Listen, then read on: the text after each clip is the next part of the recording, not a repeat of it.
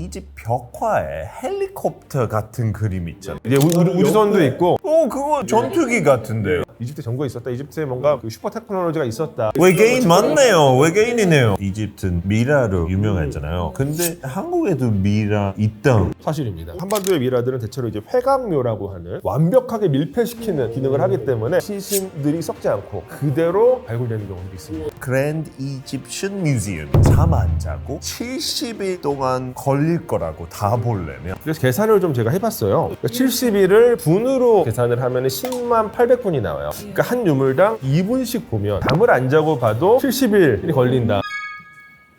여러분 안녕하세요. 국격 없는 클래스 MC를 맡은 영국에서 온 피터입니다. 반갑습니다. 안녕하세요. 미국에서 온 미제 조수입니다. 한국 산지 10년 정도 됐고 오늘도 재밌게 하겠습니다. 반갑습니다. 안녕하세요. 한국에서 6년 차 이집트 알렉산더에서 온 자나입니다. 출연하게 해주셔서 너무 감사드리고요. 와우 예의 바르고 발음도 잘하고. 알렉산드라에서 왔다. 이집트 북쪽인 알렉산더에서 왔습니다. 반갑습니다. 오늘 옷은 처음인가요? 네, 맞아요.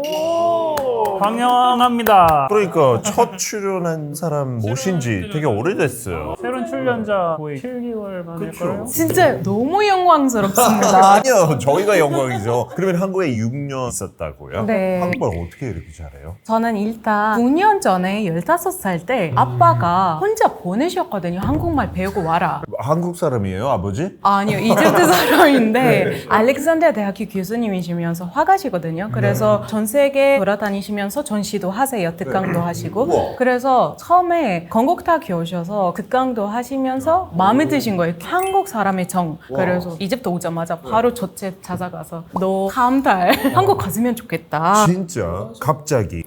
처음 한국 왔는데 자기 마음에 들어서 그래서 중학교 3학년 때였거든요. 방학 때는 한국어 공부하고 어학연수 다니고 그 다음에 이집트 들어오겠다라고 생각하면서 갔는데 사실 방학은 3개월이라서 아주 부족한 시간이잖아요. 그래서 1년 어학연수 다니고 우와, 학교는 그냥 멈추고 이집트에서? 네, 빠지죠. 고등학교 국제학교라서 빠질 수가 있더라고요. 우와. 그때 제가 한국에 사랑이 빠져가지고 그래서 여기서 대학교 뭐 다녔어요? 네, 2020년에 아예 유학하러 와서 미디어 콘텐츠 학과 전공하고 졸업하고 석사 과정이에요. 혹시 학교가 어디예요? 건국대학교.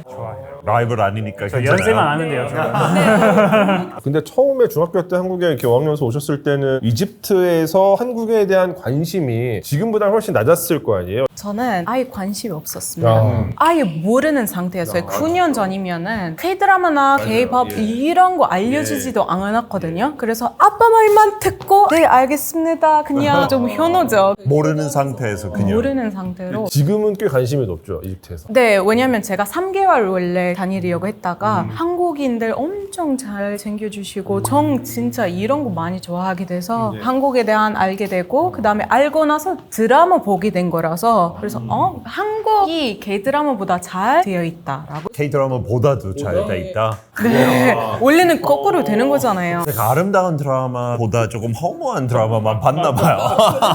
부산행 보고 온 거예요? 오징어 게임 봐서. 자나님 이렇게 모셨으니까 오늘은 이집트 얘기 하겠죠. 이집트 좀 알아요? 저는 사실 유희왕 때문에 아주 이형 때문에? 좀 관심 가졌다가 저도 역사 좋아하니까 사실 세계 역사 배우면은 그 뿌리 시작 거의 이집트잖아요. 문명의 시작도 있고 알렉산더에서 오셨으니까 알렉산더 황제도 계시고 그런 것도 있으니까 많이 공부하게 됐죠. 이집트는 한국랑 거리가 꽤 먼데도 한국 사람들 자주 보는 것들 속에서 이거 이집트에서 온 거였어? 싶을 것들도 있는데 다나도 당연히 설명 잘해 주겠지만 우리가 그냥 혼자서 하면 조금 어려울 수 있으니까 한국 이집트학 연구소의 광민수 소장님 모셨습니다. 네, 반갑습니다. 예, 안녕하세요. 한국 이집트학 연구소 소장과 그 다음에 한양대학교 겸임교수를 맡고 있는 광민수입니다. 저는 이집트 고고학을 공부를 했고요. 그렇다 보니까 이제 고대 이집트에 대해서는 그래도 조금은 자세하고 구체적이고 조금 정확한 이야기를 들려드릴 수 있을 것 같아요. 오, 너무 좋아요. 다만 저한테 이제 뭐 요즘에 이집트는 어떠냐 여쭤보시는 분들이 많이 있는데 사실 저는 전공이 시간적으로 봤을 때 고대 이집트 문명, 그러니까 대략적으로 길게 잡으면 한 기원전 한 5,000년부터 최대한 현대까지 끌고 오면은 로마 로마 제국 하에서의 이집트, 기독교화 되기 전까지의 이집트니까 대략 3, 4세기 정도까지 오케이. 가 제 전공의 범주이고요. 약간 그 끝이 클레오파트라 때쯤. 이제 클레오파트라 때 정치적으로 이렇게 기원이 30년인데 고대 이집트가 로마 제국의 영토로 편입이 돼요. 클레오파트라가 아키오메데나에서 패배하고 죽고 이러면서. 그런데 고대 이집트 문명은 워낙 오랫동안 그 이전에다 3000년 이상 지속된 문명이다 보니까 로마 제국의 영토로 편입된 이후에도 정치적으로 로마 제국이지만 이집트 내부에서의 어떤 상황은 고대 이집트 그때의 상황이 유지가 됩니다. 그쵸. 예. 그러니까 뭐 예컨대 로마 황제가 이집트에서는 그냥 파라오로 인식이 되고 파라오로 그려져요. 진짜?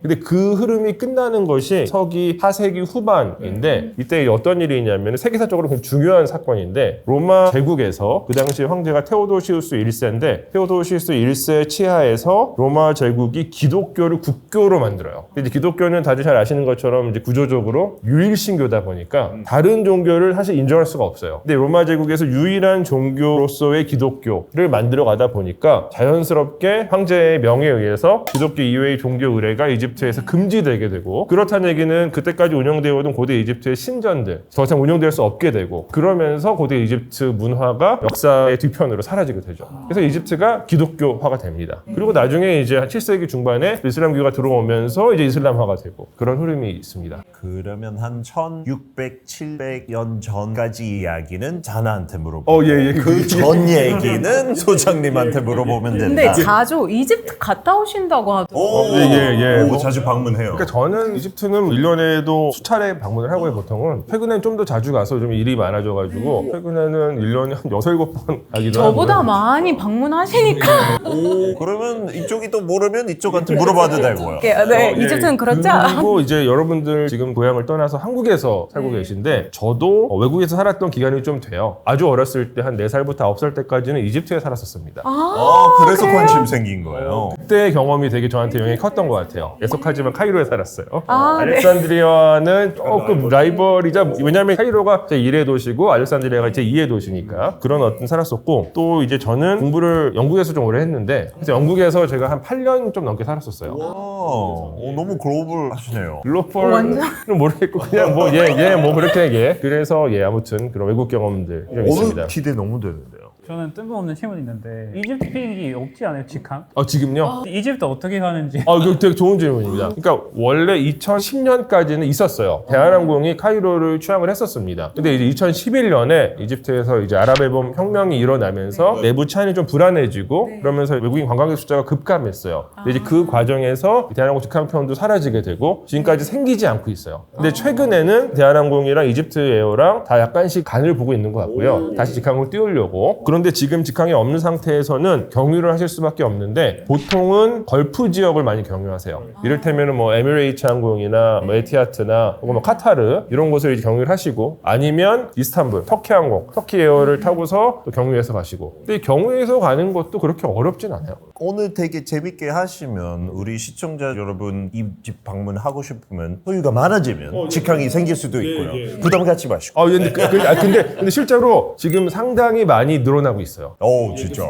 수치상으로도 한국인 관광객 숫자가 되게 많이 늘어났어요. 제가 우리 집 가려면 24시간 걸리더라고요. 고생하네요. 그리고 알렉산드리아 국제공항이 예. 있으니까 이렇게 환승하고 그 환승한 시간까지 합치면 24시간 정도 하루 만에 도착하니까 아주. 근데 그 정도는 괜찮지 않나요? 진짜 너무 좋아하시는 것 같아요. 이집트 가면 뭐든 다 할 수 있다. 설레는 느낌으로 가시니까. 이거를 통해서도 알게 되는 게 너무 먼 나라잖아요. 근데 우리 주변에 매일 보는 것들 안에 이집트가 들어있는 거 맞아요? 그렇죠. 왜냐면 이게 이 고대 이집트 문명은 사실 생각해 보시면은 아주 오랫동안 대중문화의 영역에서 컨텐츠로 활용이 됐어요. 그러니까 아마 아까 이제 말씀하신 유희왕도 사실은 이게 뭐 일본 작품이지만 고대 이집트적인 모티브가 잔뜩 들어간 작품이거든요. 그래서 실제로 한국에서도 특정한 연령, 제가 알고 있기로 80년대 후반생부터 90년대생들까지는 유희왕을 통해서 이집트에 입문한 사람 되게 많아요. 진짜. 조셉도. 그리고 또 그 이전 세대는 뭐 이를테면은 소설 중에서 프랑스 작가가 쓴 소설 람세스라는 유명한 작품이 있는데 이게 90년대 후반에 한국에 출간되어서 엄청나게 많이 읽혀요.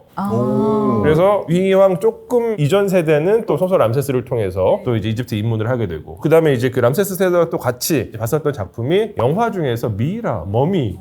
있었죠. 브랜든 어쩌고 저쩌고. 맞아요. 그 머미가 1998년하고 2001년에 1편과 2편이 개봉을 하는데 이것도 사실 굉장히 고대 이집트에 대한 관심을 증폭시키는 대중의 영역에서 한국에도 인기 있었어요. 엄청 인기 많았죠. 지금도 뭐 다 안악수나문 다 알아요. 혹시 안악수나문 들어보셨어요? 이게 그 미라에 나오는 여성 캐릭터인데 지금 한국 분들은 대부분 안악수나문 하면은 그 영화 내용은 기억 못해도 안악수나문은 다 기억을 해요. 그 인물. 절 보고 아나운스나문 닮았다고. 진짜요? 아니, 안 이렇게 입고 다녀요? 아니요. 아니죠? 그러니까 한국 분들은 이집트 여성 안악수나문이 먼저예요. 진짜요? 클레오파트라나 네페르타리나 이런 고대 여성들보다 안악수나문이 먼저 떠오르는 실제 인물이에요. 실제 인물 아니죠. 근데 여기 나오는 그 이모탭 있지 않았어요? 맞아요. 근데 이 영화에 되게 나쁜 빌런인데 실제로 안 그랬어요? 이 영화 자체는 역사적으로는 바탕이 없는 내용이에요. 그래서 여기서 등장하는 이모탭은 이 영화 설정은 이집트에서 대략 한 신왕국 시대, 19왕조 시대의 인물인데 물론 이모탭이라고 하는 이름은 많은 사람들에 의해서 쓰였어요. 이집트에서. 근데 우리가 알고 있는 역사적인 이모탭들 중에서 제일 유명한 인물은 고왕국 3왕조 시대 때 최초의 피라미드가 있거든요. 계단식으로 만들어져요. 사카라라고 하는 곳에 가보셨나요? 네, 가봤죠. 좀 작아요. 이게 사실 작다라고 하는 판단은 상대적인 거잖아요. 근데 그 사카라인 조세르 계단식 피라미드 높이는 65m, 62m 정도 돼요. 꽤 높네요. 그냥 가서 혼자 보면 절대로 작지 않아요.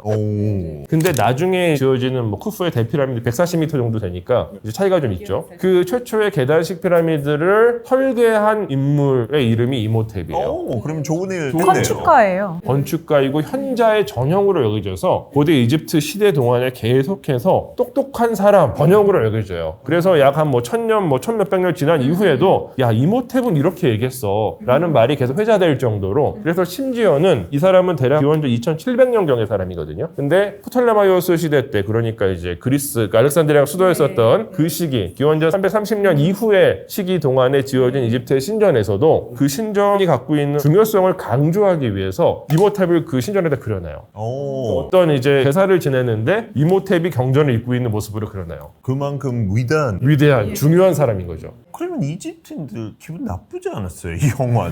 아니, 왜냐면 영화 드라마 위에서 만들었던 캐릭터들이잖아요. 그래서 우리는 다른 나라에서도 이집트 이야기 이것저것 많이 사용하고 있으니까 익숙한 분위기도 있고 신기해할 수밖에 없잖아요. 네, 왜냐면 전 세계 다 일상이랑 영화 속에 뭐 소설 속에 이집트 계속 활용하고 있으니까 좀 신기한 분위기. 만약에 이순신이 이렇게 나온다면 한국 사람들이 가만히 안 있어요. 큰일 나죠. 근데 그런 흐름이 이집트에서 나타나요, 최근에는. 진짜. 역시 할리우드. 우리가 영화만 만들고 직접 가서 이상한 짓 하진 않아요. 저희 사과 좀 이따 드릴게요.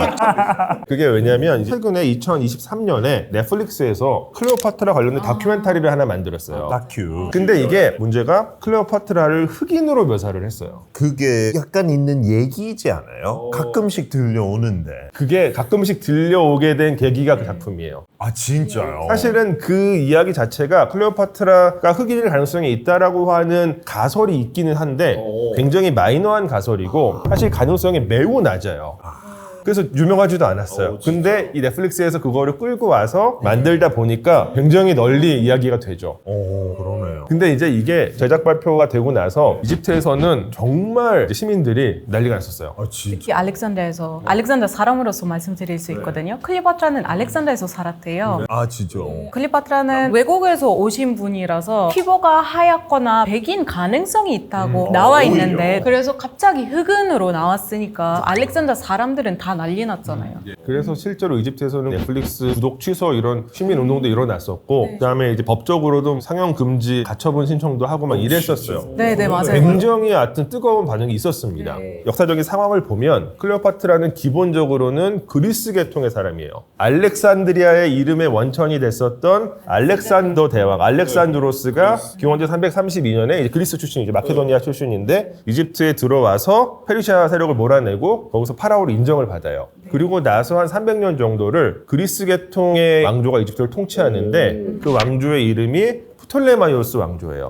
아, 클레오파트라는 이 왕조의 마지막 파라오인데 그러니까 기본적으로는 그리스 계통일 수밖에 없죠. 다만 클레오파트라의 어머니가 누군지 잘 모르고요. 확실하지 않아요. 그다음에 할머니도 누군지 잘 몰라요. 그리고 클레오파트라는 이 왕조의 마지막 파라오이기 때문에 중간에 혼혈이 일어났을 가능성은 매우 있습니다. 그러니까 뭐 이집트 토착인들과의 혼혈 혹은 그 당시에 이집트에서 많이 거주하고 있었던 그 남쪽에서 이집트로 들어온 누비아의 사람들은 기본적으로 흑인이거든요. 혼혈이 일어났을 가능성은 있어요. 그러니까 뭐 0%라고 할 수는 없어요. 다만 확인되진 않아요. 그러니까 우리가 이제 흑인 혼혈이네, 뭐 이집트 혼혈이네 이렇게 확인할 수 있는 구체적인 정황은 발견되지 않는데 정황상 가능성은 있다. 이 정도예요. 그런데 요거를 가지고 미국에서 과거 20세기 중반에 미국이 인종차별을 할 때 흑인들이 이제 민권운동을 하잖아요. 그때 이 흑인들의 민족적 정체성을 강조하기 위해서 뭔가 자긍심을 키우기 위해서 만들어진 대안적인 역사관이 있어요. 요게 이제 아프로센츄리즘이라고 하는 아프리카 중심주의라고 하는 어떤 세계관인데 아프로센츄리즘도 다양한 스펙트럼이 있지만 대체로 아프리카 역사의 중요성을 강조해요. 그래서 이를테면 아프리카 대륙에는 고대 이집트 문명 말고도 굉장히 융성했었던 문명권들이 있어요. 근데 이 문명권들에 대해서 우리가 잘 모르거든요. 그래서 이 아프로센츄리즘에서는 그거를 계속 강조해서 아프리카가 정말 세계의 중심이었다. 그리고 실제 더 올라가서 현생 인류의 진화도 아프리카에서 일어났다. 이런 어떤 역사관을 계속해서 만들어 가는데 거기서 이제 한 발자국 더 극단적으로 나간 것이 아프리카에서 제일 유명한 문명인 고대 이집트 문명도 우리들 흑인의 문명이다라는 주장을 하는 거죠.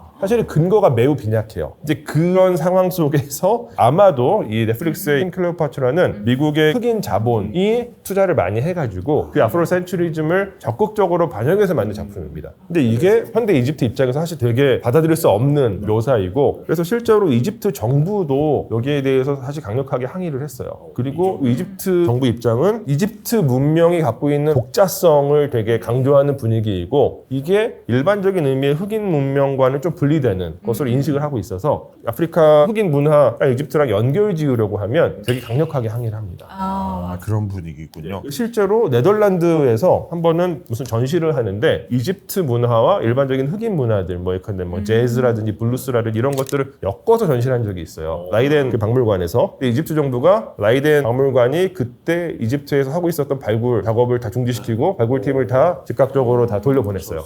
예, 강력하게 반응을 했었습니다. 좀 예민한 문제면. 근데 지금까지 약간 헐리우드, 뭐 넷플릭스 그런 작품들 얘기했다면 한국에도 이집 느낌 나는 곳들이 있잖아요. 너무 많죠. 심지어는 지나가시다 보면은 곳곳에 그 한국의 모 건설사에서 만든 오피스텔 이름이 오벨리스크예요.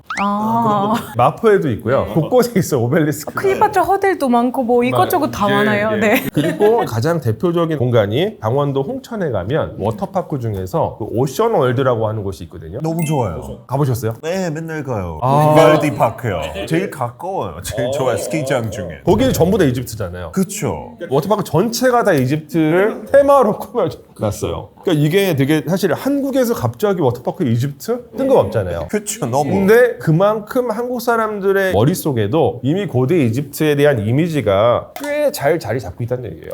그러니까 그거를 이제 운영사 측에서 활용하는 차원에서 이집트로 꾸며놓으니까 사람들이 또 되게 재밌어하고 즐거워하고. 흥미로우니까. 그쵸. 그 롯데월드에 뭐 있지 않아요? 롯데월드에 있습니다. 파라오의 분노. 그쵸. 우리 아들이 제일 좋아하는 라이드인 것 같은데 너무 오래 줄 서야 돼. 맞아요. 파라오의 분노가 한국에 있는 모든 놀이기구들 중에서 제일 제작 비용이 많이 들어간 놀이기구예요. 진짜요? 그래요? 예, 엄청나게 비싸요. 그 만드는데 얼마 들었을 것 같으세요? 제작 비용이. 원래 롤러코스터 좋은 거는 좀 비싸긴 한데 그래도 10억? 10억? 비싸봤자 100억? 100억보다 더 비싸면 안 되지. 그럼 거의 90억? 아하. 아니 근데 뭘 보고 뭘 믿고 이렇게 투자만이 했을까요? 그러니까 저도 잘 모르겠어요. 근데 놀랍게도 당시 언론에서도 되게 화제가 됐어요. 560억이 들었어요. 500 한 놀이기구에 저도 정확하게 어떻게 사용이 됐는지 잘 모르겠지만 진짜 머미 같은 거 실었어요. 아니. 진짜 유물 아니에요? 그래서 그 당시에 굉장히 언론에서 화제가 됐었던 적이 있어요. 근데 이제 그 얘기는 그만큼 이게 테마파크에 최적화된 테마라는 이야기죠. 고대 이집트. 저도 이제 종종 가서 보는데 나름 재밌어요. 근데 그런 전문가로서 보는 시선이 이거는 잘 약간 묘사했다 그런 거예요? 그렇진 않아요. 저는 되게 안타까운 게, 그러니까 물론 당시 파라오의 분노나 오션월드가 처음에 만들어질 때 제가 뭐 저도 학생이었으니까 그 작업에 참여할 기회는 없었지만, 그러니까 조금만 560억에서 뭐 50억도 아니고 5억도 아니고 500만 원만 보증에 투자를 했으면 훨씬 더 좋은 작품을 만들었을 것 같아요. 그러면 좀 더 가치, 뭐 교육적인 가치. 약간 아쉬운 부분들이 좀 상당히 많이 있고, 사실 제가 여기저기서 많이 그냥 이렇게 농담 삼아서 많이 얘기를 했는데, 그럼에도 불구하고 잘된 부분들도 있기는 해요. 그래요? 예, 이를테면은 그 파라오의 분노는 딱 들어가면 실내를 지날 때 현장에 이렇게 원형으로 뭐 이렇게 그림 같은 그려져 있는 게 있거든요. 근데 그거는 실제로 이집트의 덴다라 신전에 있는 덴다라 황도대라고 하는 이쪽에 별자리 지도거든요. 우와, 그렇게 투자한 거예요, 천장까지. 그거를 이제 묘사를 한 거죠. 근데 저 덴데라 황도대는 원래 덴데라인 하토르 신전의 천장에 설치되어 있었던 부조인데 지금은 프랑스에 있어요. 진짜? 예. 허락? 아니죠. 아니죠. 프랑스는 역시 나빠요. 이거 빨리 뭐 해요? 항의해요. 저 도와드릴게요. 근데 그런 말 할 때가 최근에 프랑스 갔다 왔는데 루브르에 유적지와 유물 엄청 많더라고요. 그 유물 제일 많은 나라 어디죠? 영국이죠. 우리 좋은 박물관 미국은 있지. 별로 없죠? 미국도 있어요. 사실은 과거에 제국을 경험했었던 국가들은 다 있어요. 그러니까 힘이 세면 셀수록 많아요. 그러니까 영국이 많다는 얘기는 영국이 그만큼 힘이 셌다는 얘기고, 사실 이게 제가 보통 3대 약탈 문화재라고 부르는 그 문화재들이 있는데, 공교롭게도 미국은 없고 다행히 영국, 프랑스, 독일에 하나씩 있어요. 그러니까 제일 중요한 문화재인데 논란의 여지가 없는 약탈 문화재, 불법적으로 가져간 문화재. 그러니까 아까 말씀드린 그 프랑스의 덴데라 황도대, 덴데라 청궁도가 프랑스에 있는 것이고, 독일에는 베를린에 가면 노이에 무세움, 그러니까 신박물관이 있는데 거기는 그 네페르티티 두상이 있어요. 이거 역사 중에 진짜 아주 중요한 정말 두상이잖아요. 예쁜, 정말 아름답고, 그냥 이거는 뭐 아무 지식이 없이 봐도 직관적으로도 너무나 인상적인 유물인데, 이집트 거요. 예, 이집트 거 네페르티티. 그리고 대만의 영국 브리티시 뮤지엄에는 로제타 스톤이 있죠. 그런 이야기가 많아요. 근데 돈 어느 정도 지불하고 뭐 샀다는 얘기도 있고, 저는 믿지 않지만 핑계가 있긴 있어요. 이게 그래서 사실은 돌려주지 않으려고 해요. 그러니까 이집트에서는 지속적으로, 특히 이제 최근에 박물관 새로 이제 개관되고 나서 더 적극적으로 불법적인 약탈 문화재에 대한 환수 노력을 하는데, 저쪽 국가들에서는 이거는 사실은 우리가 뭐 이래서, 근데 증명이 안 되고, 정황상 특히 로제타 스톤 같은 경우는 전쟁 약탈 문화재고요. 게다가 이중으로 약탈된 문화재예요. 프랑스가 이집트로 쳐들어가서 1799년에 자기들 마음대로 땅 파다가 발견해서 가져가다가 프랑스가 영국한테 져요. 전투에서 알렉산드르 전투에 패배해가지고 영국이 이거 좋은데 해서 영국이 전리품으로 또 취득해가지고 브리티시 뮤지엄에 보낸 거예요. 프랑스 잘못했네. 처음 잘못하는 사람이 잘못하는 거고, 그 뒤에는 뭐 애매하네요. 죄송합니다. 그런 거는 진짜 다 줘야 돼요. 다 다시 줘야 돼요. 근데 이집트 사람으로서 입장은 복잡하기도 하지만 전 세계 곳곳에 다 이집트 물건 다 흩어져 있잖아요. 그래서 긍정적으로 생각했을 때는 우리나라 홍보하고 있다. 그쵸, 문화를 수출한 거죠. 수출하고 뭐 홍보 알리고 있고, 그리고 루브르 갔는데 이집트 아름답다, 이집트 가야겠다라고 생각 맞아요. 드는 사람이 많아요. 특히 세계 곳곳 아이들이 고대 문화 어디가 제일 잘 알고 있냐 물어보면 거의 다 이집트이 될 것 같은데요. 맞아요. 그만큼 유럽이나 미국에 있는 주요 박물관들이 이집트의 역사를 알리는 역할을 하고 있긴 해요. 분명하게. 존중합니다. 그래서 사실은 뭐 예컨대 그런 약탈 문화재의 이제 반환과 관련해서 나름의 대안적인 방법이 저는 있다고 생각을 하는데, 그러니까 이게 예컨대 로제타 스톤은 런던에 있고 뭐 덴데라 황도대는 파리에 있는데, 이집트와 그 국가들이 협상을 잘해서 소유권은 이집트가 가져가요, 법적으로. 좋아요. 다만 로제타 스톤 같은 경우는 브리티시 뮤지엄의 일종의 상징적인 유물이기도 하거든요. 그 역사성이 있기는 해요. 그러니까 법적 소유권은 이집트 가져가지만 관리권을 뭐 10년 단위 이렇게 해가지고 영국한테 주는 거죠. 그래서 영국에서 니들이 관리해, 니들이 전시해, 대신에 우리가 갖고 가고 싶으면 가져갈 거야. 그런 권리를 이집트가 가져가면 거기서 이집트 소개하는 역할도 하고, 그다음에 영국 사람들도 나름의 체면을 차릴 수 있고, 그런 어떤 방법을 생각해보는 것도 저는 좋을 것 같다는 생각이 듭니다. 어때요? 그렇게 할까요? 괜찮은 것 같아요. 합시다, 그러면. 저 영국 대표니까. 우리 뭐 계약할까요? 나중에 영국 총리가 되시고 이집트 대통령이 되셔가지고 약속 지킬게요. 저는 만약에 그런 위치 가게 된다면 이런 생각 해보겠습니다. 좋습니다. 그러면 이제 조금 더 본격적으로 가보겠습니다. 이렇게 전 세계가 진짜 사랑하는 이집트 문명을 한 곳에 모이는 박물관이 또 최근에 약간 생기면서 화제됐잖아요. 그랜드 이집션 뮤지엄이죠. 근데 이 뮤지엄 너무 대단해서 잠 안 자고 70일 동안 걸릴 거라고 다 보려면 이거 얼마나 스케일이 커서 안 자고 70일? 대형 박물관도 그 정도 아닌 것 같은데요. 이게 엄청나게 큰 박물관이에요. 규모 자체. 규모 자체가 그러니까 전시품 기준으로 할 때는 세계에서 제일 큽니다. 오! 물론 소장품은 브리티시 뮤지엄이 제일 많아요. 제일 많이 작은 것들. 네. 실제로 디스플레이된 유물 숫자를 기준으로 할 때는 제일 큰 박물관이고 그 얘기는 공간이 굉장히 크다는 얘기죠. 10만 점 정도 전시되어 그러니까 있다고. 10만 점은 이제 제 생각에는 그 소장품 기준으로 할 때 10만 점이 좀 넘을 것 같고 20만 점 가까이 될 것 같고요. 다만 전시품은 한 5만 점 정도 돼요. 그러니까 대이집트 박물관 이전에 가장 전시품이 많았었던 박물관은 프랑스 루브르 박물관입니다. 3만 5천 점 정도가 돼요. 5만 점인데 같은 나라. 그렇죠. 이집트 단일 문명만 가지고 5만 점을 전시하고 있는 박물관이고 말도 안 돼요. 언론에서 뭐 아까 말씀하신 것처럼 잠을 안 자고 봐도 다보름 70일이 걸린다. 그래서 계산을 좀 제가 해봤어요. 왜 70일이지? 그러니까 70일을 분으로 계산을 하면 10만 800분이 나와요. 10만 800분. 그러니까 5만 점이잖아요. 그러니까 한 유물당 2분씩 보면 대략. 예, 그러면은 잠을 안 자고 봐도 70일이 걸린다. 이 정도 계산이 나오거든요. 그래서 아마도 그런 방식으로 계산을 하는 게 아닐까 이런 생각이 들었어요. 근데 이분도 짧다. 그렇죠. 그러니까 사실상 70일에도 못 본다는 얘기예요. 그리고 우리가 밤새도록 보지도 못하잖아요. 그렇죠. 근데 솔직히 100개 정도 보면 이제 1분도 안 걸려. 그냥 대충 보고 넘어가. 70일은 사실 제가 최근에 갔다 왔는데요. 4시간 정도 봤거든요. 근데 왜 4시간 정도 봤냐면 이분 안 보고 저와 관심 있는 분야, 저와 관심 있는 세대 뭐 이런 것만 골라서 봐야 되는 거예요. 예를 들자면 액세서리만 본다. 그래서 2시간. 의자, 뭐 관만 본다. 이 2시간. 이렇게 하는 건데 모두 다 보면은 엄청 오래 걸려요. 근데 이 위치는 어디예요? 피라미드 근처예요? 네. 그것도 위도적이에요? 그렇죠. 사실 이집트에는 피라미드가 굉장히 많아요.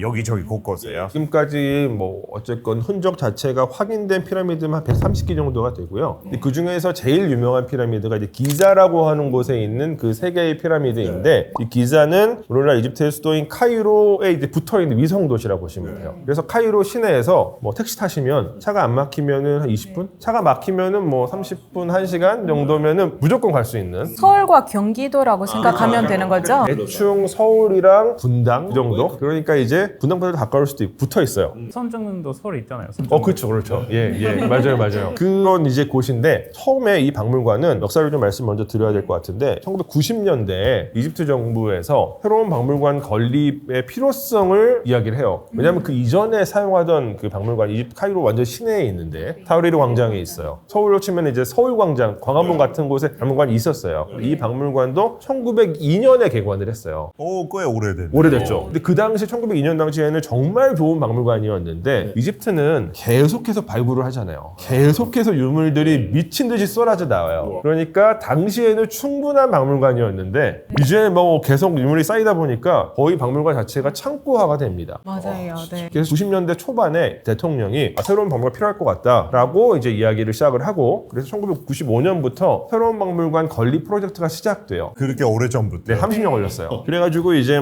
그 당시에는 뭐 계속 진행이 되다가 2002년에 새로운 박물관을 짓기 위해서 그 설계한 공모전이 열려요. 2002년에. 아이디어 받는 거. 예, 그렇죠. 근데 그 공모전이 지금까지 열렸었던 설계한 공모전 가운데서 제일 두 번째로 큰. 그러니까 좀 몇 개 넘는 팀이 참여를 했었고 82개국인가에서 참여를 합니다. 그래가지고 이제 당선된 어떤 그 설계안이 지금의 박물관인데 당선된 설계안에 따르면 기자에 있는 세 개 피라미드의 그 꼭지점을 다 연결을 해서 그 만나는 지점에다가 피라미드를 모티브로 해서 박물관을 지어요. 그리고 이 공간이 중요한 것은 기자 피라미드와 어울리게끔 만들어진 것이기도 하지만 또 이 피라미드를 직접 바라볼 수 있는 공간이기도 하고 동시에 만들어진 위치를 자세히 보면 이집트에서 사막이 시작되는 지점이에요. 고대 이집트 문명은 보통 나일 강변에서 탄생한 문명이기 때문에 나일 강변을 고대 이집트인들은 여기가 이집트라고 생각을 했어요. 그리고 사막은 사실 이집트라고 생각하지 않았거든요. 근데 대체로 무덤이나 피라미드를 다 사막에 만들어져요. 사막 초입에 만들어집니다. 그 이유가 뭐냐면 나일강은 매년 범람을 했어요.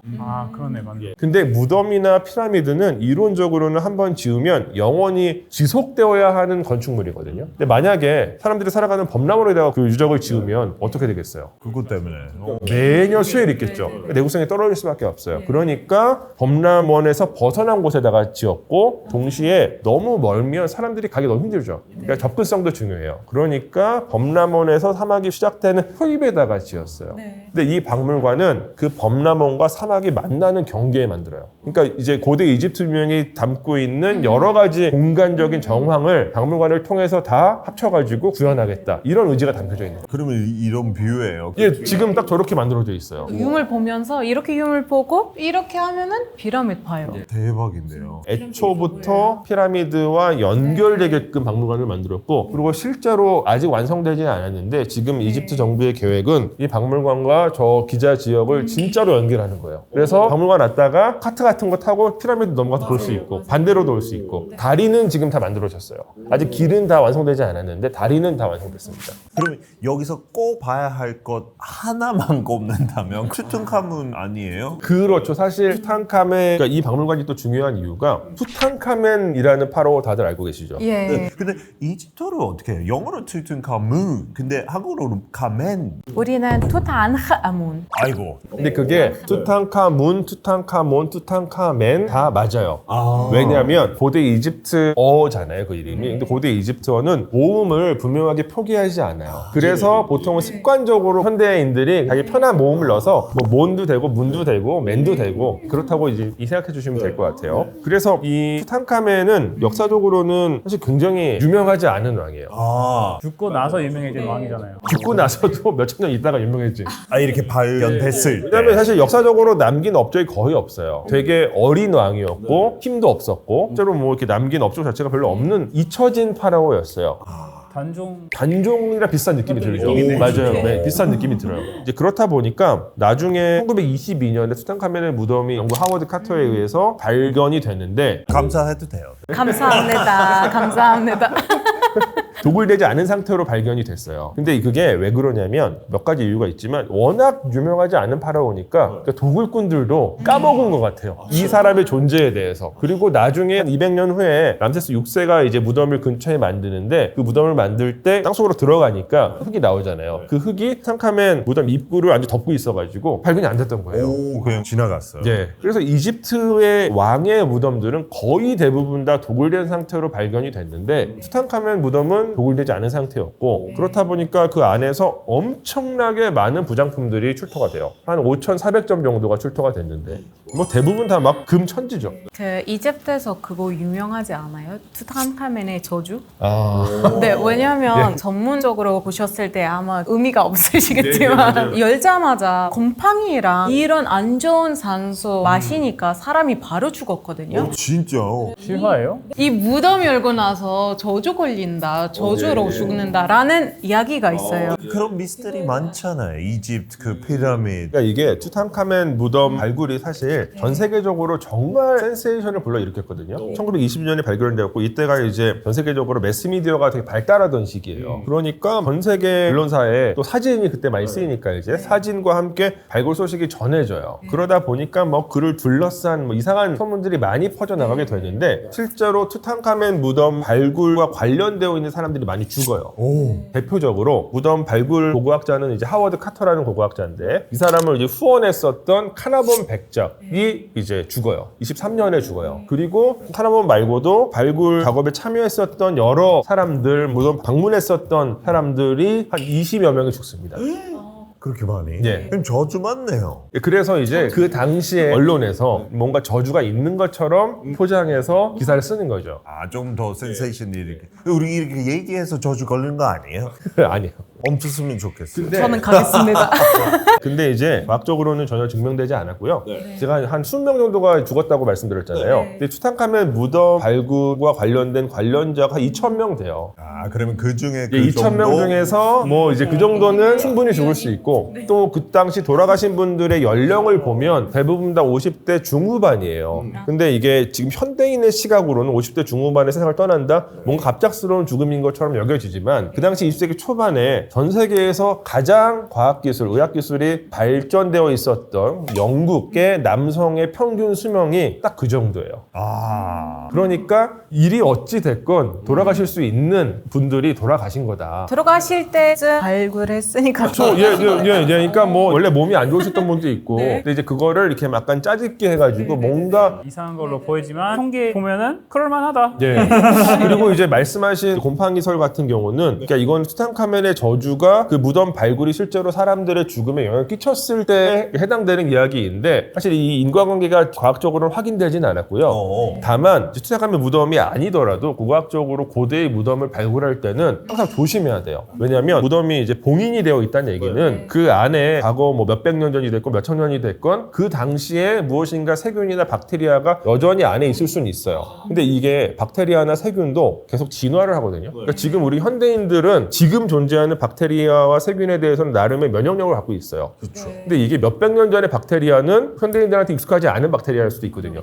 그러면 그게 안 좋은 영향을 끼칠 수 있죠. 그렇다 보니까 보통 고고학자들도 실제로 이제 고대 무덤을 발굴하다가 그런 호흡기 질환으로 세상을 떠난 고고학자들이 있어요. 이집트 사례는 아니지만 그러니까 이제 고고학자들이 발굴할 때 아주 이제 뭔가 봉인되어 있는 무덤 같은 것을 처음 들어갈 때는 뭐 마스크 끼고 다 조심하면서 들어갑니다. 원래 피라미드 자체가 저주 걸린다 그렇게 셋업하지 않았어요. 약간 이런 거 막 훔쳐가면 그것도 루머예요.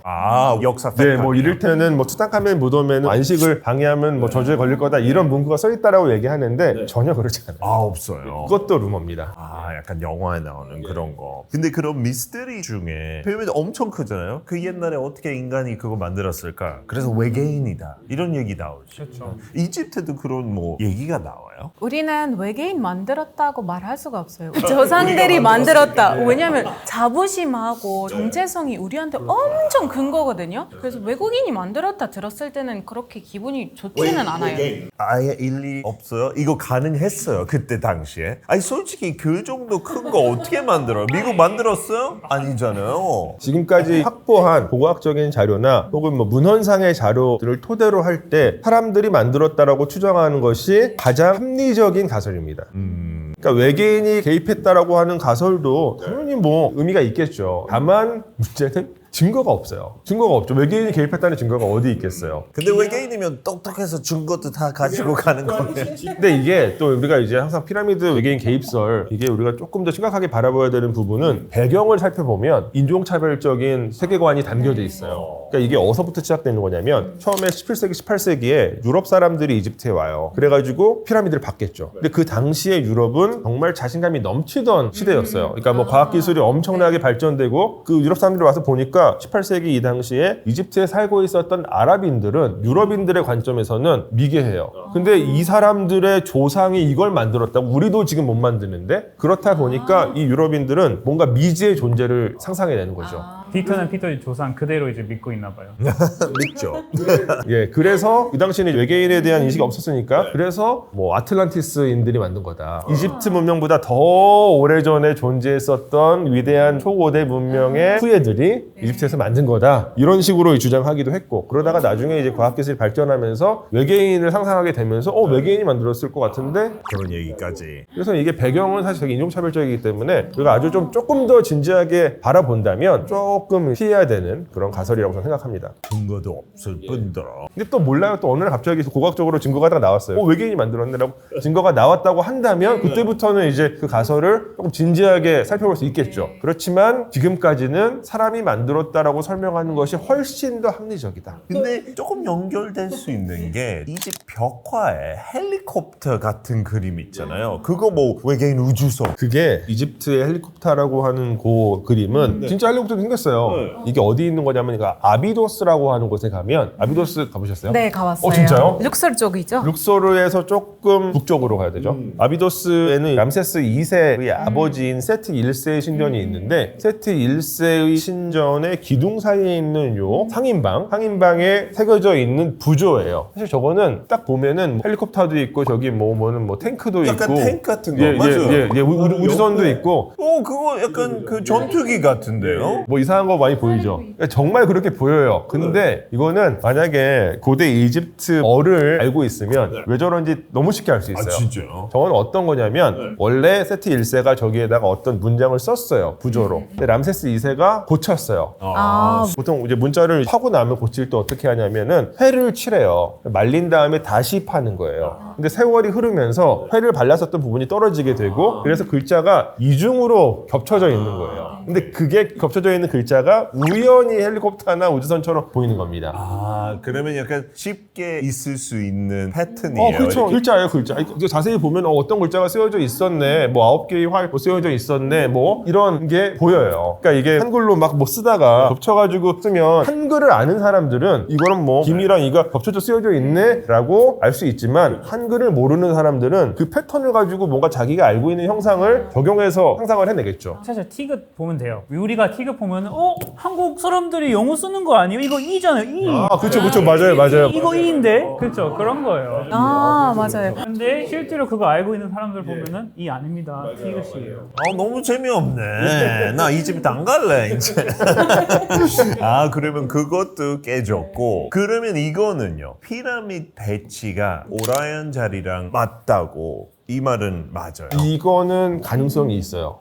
이거는 여러 가지 가설들이 있는데 기자의 세 개의 피라미드를 보면 완벽한 대각선 형태로 배치된 게 아니라 마지막에 한쪽으로 좀 들어와 있어요. 이렇게 안쪽으로. 근데 요 배치가 오리온 자리에 있는 그 삼태성, 세 개의 오리온 벨트라고 하는 그 별들의 배치랑 꽤 비슷해요. 근데 이 오리온 벨트가 그리스 신화를 토대로 한 별자리 체계에 따르면 오리온 전체를 다 보잖아요. 그러니까 오리온이라고 하는 그 사냥꾼의 벨트 부분이라고 인식을 하는데 고대 이집트인들은 그 다른 별은 사실은 신경 안 썼고 요 세 개를 되게 중요시하겠는데 요 세 개를 오시리스라고 하는 신이랑 연관을 지었어요.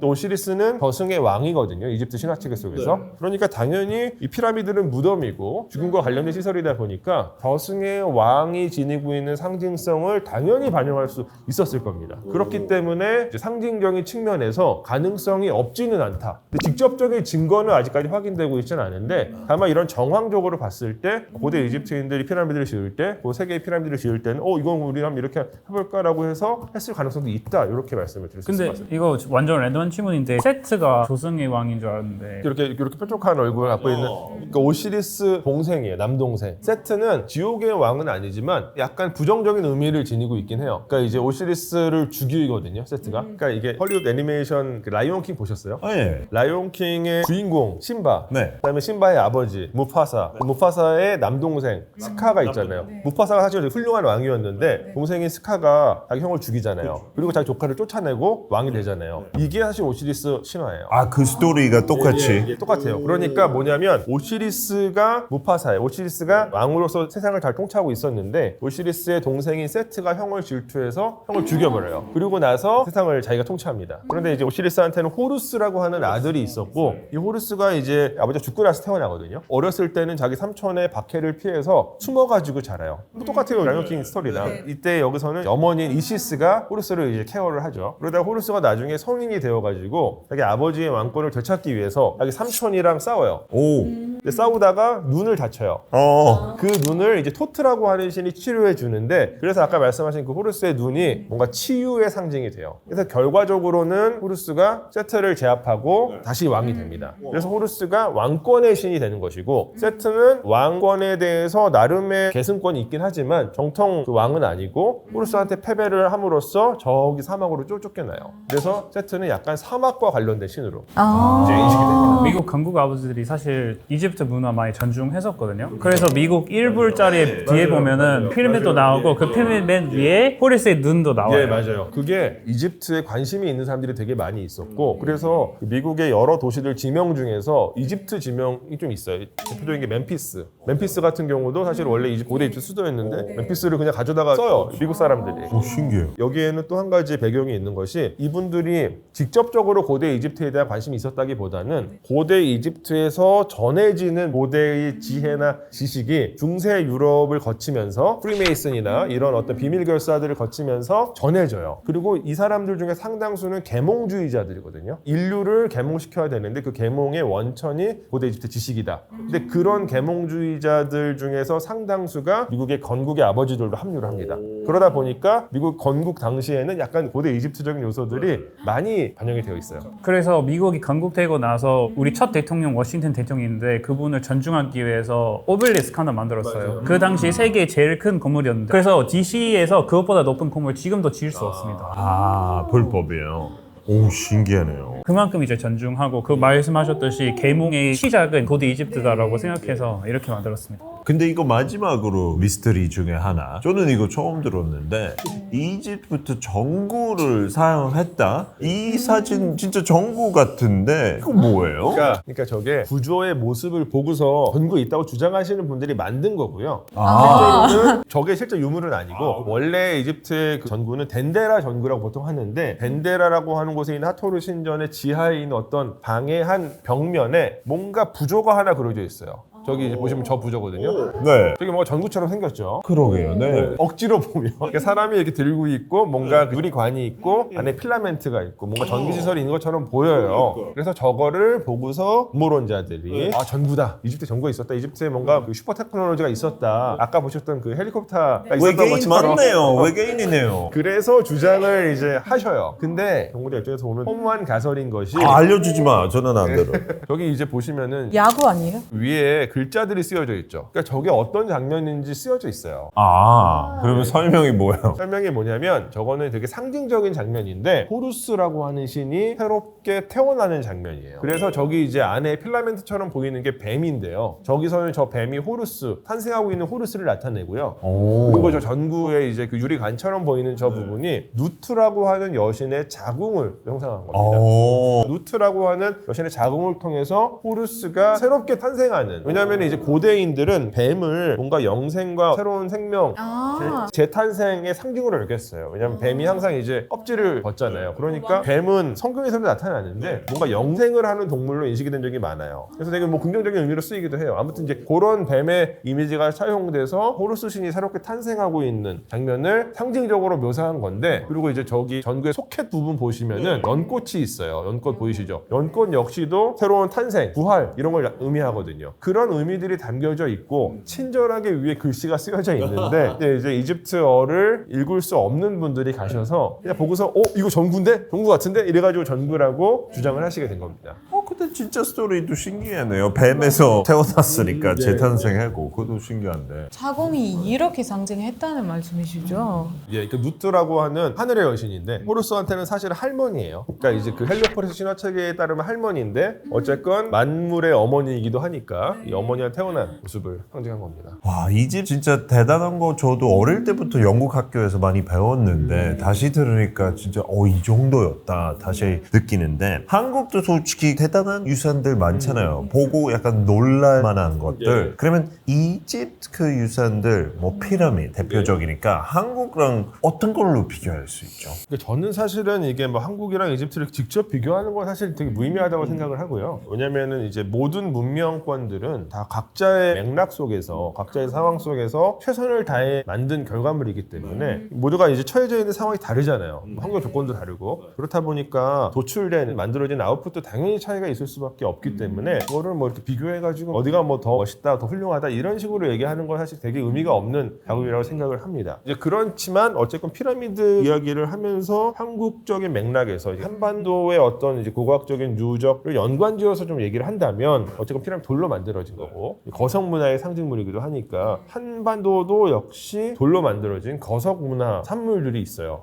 고인돌. 아, 고인돌. 고인돌 같은 경우는 놀라운 게 이게 전 세계 제가 알고 있기로 한 7, 8만 개 정도가 발견이 되었는데 그 중에서 절반이 한반도에 있어요. 진짜요? 7, 8만 중에서 절반이 여기 한 뭐 있어요? 3만 개, 4만 개 정도가 한반도에서 확인이 되는데 대체로 전라도 지방, 고창이나 화순 이런 곳에서 이제 발견이 되고 실제로 그렇기 때문에 강화도 포함해서 고인돌 지역이 유네스코 세계문화유산으로 지정이 되어 있습니다. 한국에 고인돌 그렇게 많다고요? 엄청나게 많죠. 엄청나게 많아요. 그거 진짜 많이 봤어요, 사진을. 강화도에 있는 고인돌인데 우리가 이제 보통 고인돌 하면은 이런 모습을 많이 떠올리시죠. 보시지만 이거는 그렇게 흔치 않은 사례고 굳이 분류를 하자면은 북방식 고인돌이라고 해요. 그러니까 한강을 기준으로 해서 한강 이북 쪽이 그러니까 북한 지역 쪽에 더 많은 형태의 고인돌이고 남남 쪽은 이렇게 그냥 덮개식이라 그래서 땅 속에다가 석실을 만들고 매장 공간을 만들고 위에다가 돌을 접어서 만드는 형태의 고인돌들이 훨씬 더 많습니다. 이렇게 남쪽이에요. 근데 이제 저 탁자식 고인돌이 모양이 예쁘다 보니까 고인돌이라고 하면은 대체로 저걸 떠올리시지만 저기 이제 오른쪽에 저런 식도 다 고인돌이거든요. 그리고 밑에 그냥 빈 공간 예, 같은. 밑에 빈 공간이 대체로 있어요. 그러니까 이제 고인돌 기본적으로 무덤이기 때문에 땅을 파가지고 사람을 매장을 하고 위에다가 돌을 덮어놓는 그리고 어떤 경우는 땅을 파고 나서 돌로 또 이렇게 시설을 만든 다음에 커다란 돌을 덮는 방식으로 조성이 됩니다. 와, 근데 한국에 그렇게 많다고요? 그러면 많이 뭐 보러 갈 수 있는 거예요, 광동으로? 고인돌 지구 가시면은 엄청 많아요. 한국 사람들도 뭐 고인돌 얘기 더 많이 해야 되잖아요. 약간 영국 스톤헨지 약간 느낌도 있고 하고 이런 것들. 그래서 아니 한국 사람들도 여기 이제 강화도 고인돌 같은 경우 모양이 예쁘다 보니까 많이들 이제 방문을 하시는 것 같고요. 근데 이제 보통 일반 여행자들이 방문을 하시면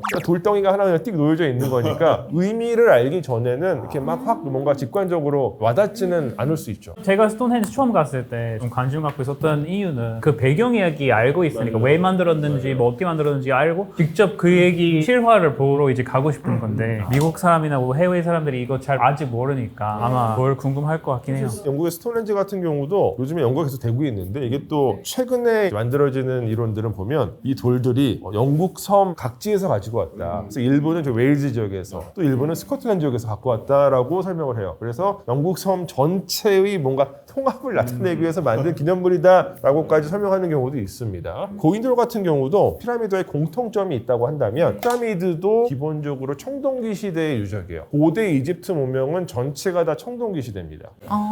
그리고 한국의 고인돌도 한반도의 청동기 시대의 유적이 대체로 물론 시기는 좀 차이가 있어요. 고대 이집트 문명 같은 경우는 한 기원전 3500년부터 기원 전후까지 이어지지만 한반도의 청동기 시대는 대략 한 기원전 2000년에서부터 1000년 정도. 그러니까 이제 피라미드보다는 뭐 시대적으로는 조금 더 이제 후대이긴 하지만 같은 청동기를 기반으로 한 이 문화권 그 시대에 만들어진 유적이다 이렇게 말씀드릴 수 있을 것 같아요. 근데 또 비교한다면 이집트는 미라로 유명했잖아요. 근데 한국에도 미라 있다고? 이거 사실이에요? 사실입니다. 어떤 미라죠? 이집트의 미라는 기본적으로 고대 이집트인들이 갖고 있었던 특유의 사후 세계관에 의거를 해서 시신을 매장하기 전에 시신이 이제 썩잖아요. 썩지 않게끔 인공적으로 인위적으로 시신을 건조시킨 다음에 매장을 한 것이 이집트의 미라라고 한다면 한반도에서 확인되는 미라는 의도된 건 아니에요. 그러니까 시신을 썩지 않게 하려고 만든 건 아닌데 한반도의 미라들은 대체로 이제 회각묘라고 하는 회로 만든 관 안에서 발견이 돼요. 근데 이 회로 만든 회각은 완벽하게 밀폐시키는 기능을 하기 때문에 그 내부에 들어갔던 시신들이 썩지 않고 그대로 발굴되는 경우들이 있습니다. 그러면 이것도 완전 옛날? 요건 조선시대. 그러니까 한 500년 정도 된 요 정도라고 보시면 될 것 같고요. 근데 이제 요게 조선시대 이 회각묘에 나오는 미라들이 학술적으로 매우 중요한 이유는 이집트의 미라는 인공적으로 건조시킨 것이기 때문에 피부가 완벽하게 건조된 상태로 확인이 돼요. 썩지는 않지만. 근데 요 조선시대 미라는 피부가 건조된 상태가 아니에요. 그냥 방부된 거여서 이게 연조직이 많이 살아있어요. 피부 자체가 남겨져 있는 경우들이 많이 있어요. 사실은 굉장히 연구할 것들이 많죠. 물론 꺼내자마자 부패가 되기 시작하기 때문에 꺼내자마자 빨리 보존 처리를 해야 되는 그런 특성은 있습니다만 그리고 더불어서 의복들, 당시에 그 사람들을 이제 매장할 때 입혔던 옷이라든가 혹은 편지 같은 것들이 그대로 확인이 돼요. 와. 그래서 뭐 되게 이제 감동적인 사례 중에 하나가 이응태라고 하는 조선시대 사람의 이제 무덤이 발견이 됐는데 시신 당연히 썩지 않았고요. 이 시신과 함께 편지가 발견이 됐어요. 이 편지가 뭐냐면 이응태라는 사람이 되게 젊은 나이에 생을 떠났나 봐요. 남겨진 부인이 그 남편을 그리워하면서 쓴 편지가 또 이렇게 발견이 됐습니다.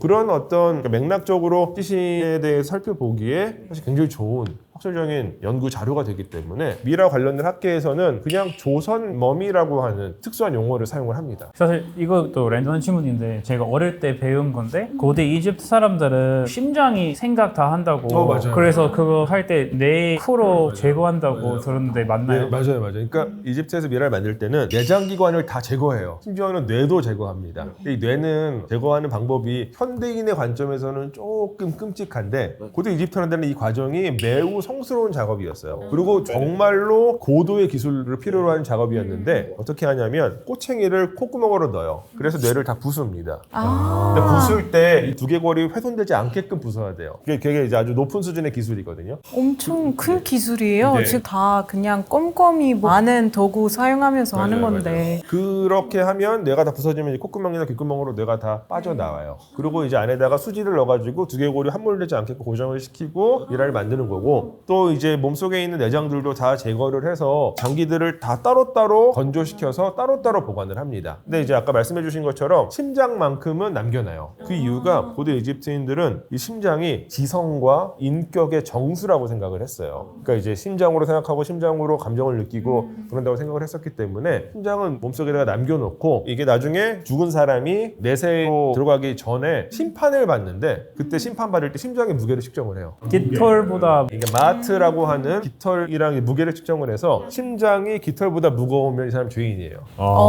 그러면은 그 앞에 거울 앞에 앉아있던 괴물이 암무트라는 괴물인데 이 괴물이 심장을 먹어치웁니다. 그럼 이 사람은 그냥 없어져요. 그냥 절대 무해 상태, 다시 내세로 갈 수가 없어요. 내세가 부활을 해야 되는데 그냥 없어지는 거예요. 근데 만약에 심장이 깃털보다 가벼우면 그러면 통과. 그러면 이제 저기 내세로 넘어가서 부활을 하는 거죠. 일부러 가볍게 만들지 않았어요. 약간 죽은 상태. 비슷한 노력들이 있었는데 죄를 지으면 심장이 무거워진다고 생각을 했거든요. 근데 또 이 사람들이 생각했었던 굉장히 좀 재미있는 상상력이, 심판을 받을 때 심장이 갑자기 죽은 자기의 주인의 뜻과는 반대되게 막 주인이 숨기고 싶었던 죄를 막 혼자서 이렇게 막 떠들 수 있다고 생각을 했어요. 그래서 고대 이집트인들은 이제 미라를 만들 때 심장의 입을 닥치게 하기 위해서 심장 위에다가 그 심장 스카라브라고 하는 또 부적을 하나 얹어놔요. 심장이 말할 수 없게. 조용해라. 그 쇳덩구리 모양의 부적인데 여기에 이렇게 주문도 쓰여져 있어요. 심장 너 닥쳐. 약간 이런 내용의 일르지 마. 그런 작업들도 했었습니다. 근데 또 하나 비교될 만한 거, 이집트 그 별을 중요하게 생각했다고 했잖아요. 피라미드랑 그 오리온. 그러면 한국에도 첨성대 있잖아요. 경주 쪽에. 그런 거 비교했을 때 어때요? 이 첨성대는 굉장히 오랫동안 우리가 별을 관측하던 관측소라고 많이들 설명을 해왔는데 최근의 정설은 그렇진 않다라는 게 정설로 저는 알고 있어요. 제가 알고 있기로 작년인가 재작년에 논문도 하나 나왔었고, 이게 별을 관측하는 장소로 사용하기에는 너무 작고 땅에서 보나 여기서 보나 그 차이가 없기 때문에 저도 그렇게 약간 느꼈어요. 봤을 때. 네. 그래서 최근에는 하늘과 땅을 연결하는 뭐 상징성을 띈 어떤 재단 같은 걸로 사용되었을 것 같다라고 설명이 되는 것 같아요. 저는 사실 제가 뭐 이쪽 전공자가 아니기 때문에 제가 더 자세한 얘기를 드리기 좀 어렵고, 제가 이건 이거다라고 말씀드리기도 어렵지만 최근의 연구 경향은 약간 그런 것 같습니다. 근데 어쨌든 한국도 옛날에 별 좀 더 중요하게 생각했고 이집트 그렇고 왜 그러는 그러니까 이게 이집트나 한국뿐만이 아니라 고대 문명권에서 별을 관측하는 건 매우 중요한 행위였는데, 일단 실용적인 차원에서는 우리가 별을 보면 관측을 이제 해서 데이터가 쌓이면 알 수 있는 게 지금이 1년 중 어느 때인지 알 수 있어요. 그러니까 지금 자전을 하면서 별의 위치가 바뀌잖아요. 그거를 빅데이터를 갖게 되면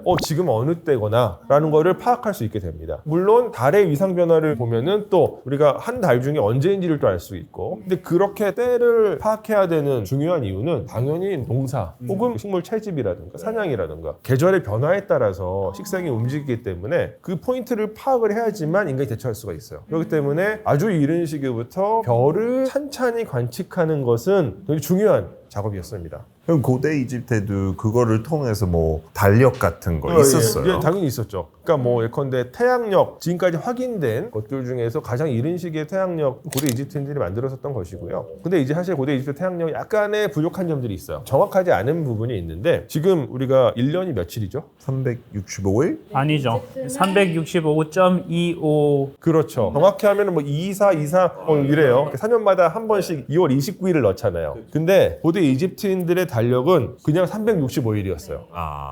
그 정도는 봐줘야 되지 않아요? 근데 그 정도를 봐주면 좋은데 이게 1400년 정도가 지나면 아예 이게 계절이 한 바퀴 돌아요. 그 느낌이에요. 라마단도 바뀌잖아요. 맞아요. 크리스마스는 눈이 오는데 100년 후에는 크리스마스 여름에 있는 거야. 그거예요. 그렇다 보니까 고대 이집트의 달력은 계절이 계속 안 맞아요. 그래서 고대 이집트인들은 지금 정확한 때를 또 파악하기 위해서 별을 열심히 관측을 했는데, 그 중에서 제일 중요한 것 중에 하나가 나일강의 범람이 언제 일어나는지를 파악하는 게 되게 중요하거든요. 대체로 오늘날 우리날 기준으로 하면 7월 중순이에요. 근데 이제 그 달력에는 맞지 않으니까 관측을 해서 이제 파악한 게 뭐였냐면 그 시리우스라고 하는 밤하늘에서 제일 밝은 별이 해가 뜨기 직전에 동쪽에서 이렇게 움직인다. 그럼 그때부터 범람이 일어나요. 그러니까 그거를 관측을 해서 파악하는 게 매우 중요하죠. 범람을 이제 대비해야 되니까 그런 게 있었고요. 그리고 또 한 가지 좀 참고로 말씀을 드리자면 기원전 3세기 초반에 파라오가 이제 칙령을 내려요. 이 당시에는 이제 프톨레마이오스 시대다 보니까 그리스 지식도 좀 들어오고 그래서 뭐를 했냐면 야 365일 하지 말고 이제 4년마다 한 번씩 1일씩 윤희를 넣자라고 파라오가 명령을 내려요. 그래야지 달력이 정확해진다. 그게 이제 카노푸스 칙령이라고 하는 건데 안 지켜요 잘. 왜냐하면 그동안 몇천 년 동안 해온 습관이 있다 보니까 그래서 계속 원래 공식력은 그 윤일이 없는 상태로 유지가 되었습니다. 달력하고 나일강이 이렇게 맞춰서 하잖아요. 사실 이집트에서 나일강이 아주 중요한 역할이었거든요. 그래서 나일강이 범람해야 좀 농사도 잘 되고 이렇게 예측하면서 이렇게 운영하고 있는 일 하고 있었어요. 그때 당시에 무조건 날 위주로. 고대 이집트 문명은 사실 나일강의 문명이에요. 그리고 이집트는 비가 오지 않아요. 그렇지만 엄청나게 풍요로운 조건을 갖고 있었는데 그 이유가 나일강이고 그리고 이 나일강은 1년에 한 번씩 범람을 합니다. 7월 중순부터 범람을 해서 이 범람을 할 때 강물만 불어나는 게 아니라 나일강 상류에 있었던 비옥한 토양을 끌고 와요. 그래서 그 흙을 이집트에다가 이제 다 이렇게 갖다 놓는 거죠. 그러니까 물이 빠지면 매년 항상 비옥한 토양이 충전되어 있는 게 이집트 땅에. 그러니까 이제 거기다가 씨만 뿌리면 곡식이 잘 자라는 거죠. 그래서 고대 이집트인들은 자신들이 살아가던 이 땅을 케메트라고 불렀어요. 케메트. 케메트가 고대 이집트의 국명 같은 건데 의미는 검은 땅이에요. 검은 흙. 검은 흙의 그 검은 색깔을 이 사람들은 자신들이 살아가는 공간의 제일 중요한 정체성으로 생각을 했고 그래서 검은 땅이라고 부른 겁니다. 특히 사막 바깥으로 벗어나면 안 그러니까. 그렇죠. 이게 사막은 데슈레트라고 불렀는데 붉은 땅이라는 뜻이에요. 고대 이집트인들은 사막은 이집트로 여기지 않았어요. 근데 이제 그거를 우리가 글자 표기에서 좀 알 수 있는 게 이게 되게 제가 못 썼지만 케멧이라고 읽는 글자거든요. 요게 검은 땅이라는 뜻이에요. 이게. 그리고 고대 이집트어에서는 단어를 쓸 때 이 앞에는 소리만 나는 글자들이고요. 단어의 의미를 더 분명하게 해주기 위해서 소리는 없고 의미만 있는 글자를 마지막에 덧붙이는 경우들이 있어요. 한자랑 비슷한데? 한자는 비슷한 게 있어요. 그럼 뭐 이를테면은 한국어에서 동음이어들 있잖아요. 그런데 말, 하는 말이 있고 타는 말이 있잖아요. 그래서 뭐 하는 말을 할 때는 말이라고 글자를 쓰고 뒤에다가 입을 그려놓는다든지 하는 말은 말이라고 쓰고 말을 그려놓는 이런 식의 글자가 있는데 요 케메트에서는 요 글자가 그 문자예요. 요거를 이제 결정 문자라고 보통을 합니다. 근데 요 글자는 마을을 이렇게 하고 안에 자가가 들어가 있는데 마을을 공중에서 바라본 모양이에요. 울타리가 쳐져 있고 가운데 이렇게 길이 나 있는. 그러니까 이거는 고대 이집트인들이 이집트의 지명을 쓸 때 사용하던 결정 문자예요. 반면에 데슈레트는 이렇게 쓰는데 그러니까 이게 이제 데슈레트라고 하는 발음을 읽을 수가 있고요. 그래서 이게 DSHRT 발음이 나고 이 데슈레트에서는 이 부분이 결정 문자거든요. 이게 이제 봉오리 3개 있는 산 모양 글자인데 요거는 고대 이집트인들이 이집트가 아니라 외국의 지명을 표기할 때 약간 한자로 하면 왜? 그러니까 고대 이집트인들의 이 지리 인식 체계 속에서는 사막은 이집트가 아니었다. 이렇게 생각해 줄 수 있는 거죠. 그러면 사막은 돌려주세요. 근데 지금은 이제 현대 이집트 영토에 포함되죠. 사막이 다. 그리고 사막이 지금은 되게 많이 개발이 되고 있습니다. 와, 끝까지 너무 새로운 것도 배우고. 그럼 소장님 마지막으로 풍부한 내용 한 문장으로 표현한다면 오늘은 이거 꼭 알고 가세요. 이런 거 있어요. 저는 사실은 아시는 것보다 직접 이집트에 가보셔라. 이집트에 직접 가보셔서 몸으로 한번 감각으로 이집트를 경험해 보시는 게 좋을 것 같다는 말씀을 드리고 싶습니다. 70일 쉴 수 있나? 70일 안 자고 그 박물관 다 보고 싶은데 좀 무리일 것 같지만 저도 너무 가고 싶어요. 오늘 함께 해주셔서 너무 감사하고요. 두 분도 다음에 또 흥미로운 이집트 얘기 합시다. 고생 많으셨어요. 감사합니다. 감사합니다. 네.